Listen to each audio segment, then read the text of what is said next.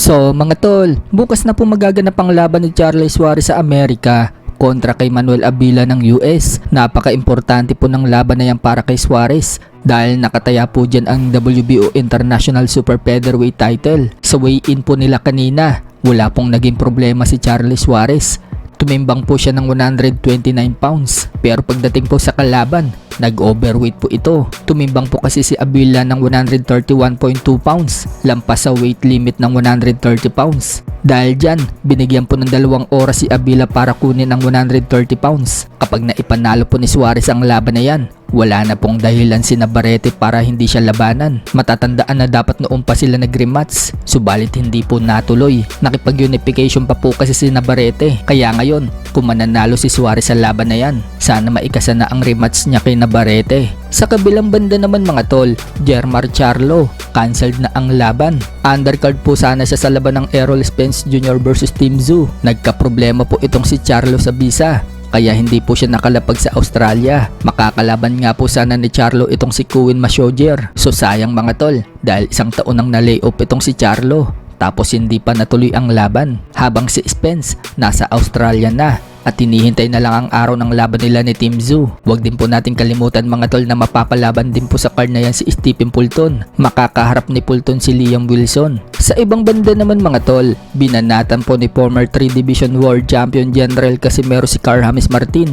Nire-upload po kasi ni Casimero ang laban niya kay Pilipos ni Tumbua at sinabing yan daw ang matibay niyang nakalaban na kinakatakutan daw ni Boy Fiesta. Ang hindi daw nila alam, mas matibay daw si Cuadro Alas. Bagamat wala pong binanggit na pangalan si Casimero, malinaw na si Martin po ang tinutukoy niya dyan. Dahil tinawag na po ni Casimero si Martin na pampiesta daw ang laban. Dahil sinabi ni Casimero na pampiesta daw ang laban ni Martin sa huling laban nito. Sa ngayon, wala pang sagot si Martin sa banat sa kanya ni Casimero. Nakapokus po siya sa paparating niyang big fight kontra kay David Picasso na magaganap na sa October sa Saudi Arabia. Sa ibang banda naman mga tol, Casimero namigay ng libo-libo sa mga estudyante na nagsusulisit para gamitin sa school. Naglabas nga po ng makapal na tigi 1,000 si Casimero at iniligay po niya yan sa sobre.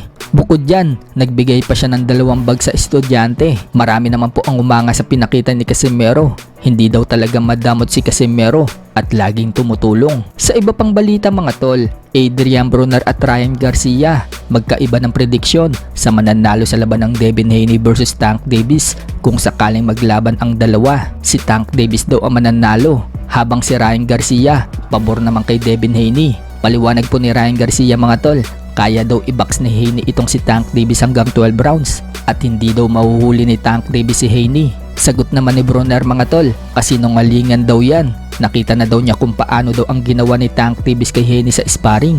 Sinabi naman ni Ryan Garcia, maliit pa daw noon si Haney. Ngayon daw, lumaki na daw ito. Nagkapustahan pa sila kung maglalaban itong si Tank Davis at Haney. Itataya daw ni Ryan Garcia ang lahat ng meron siya dito kay Devin Haney. Palag naman si Adrian Broner sa pustahan kay Ryan Garcia.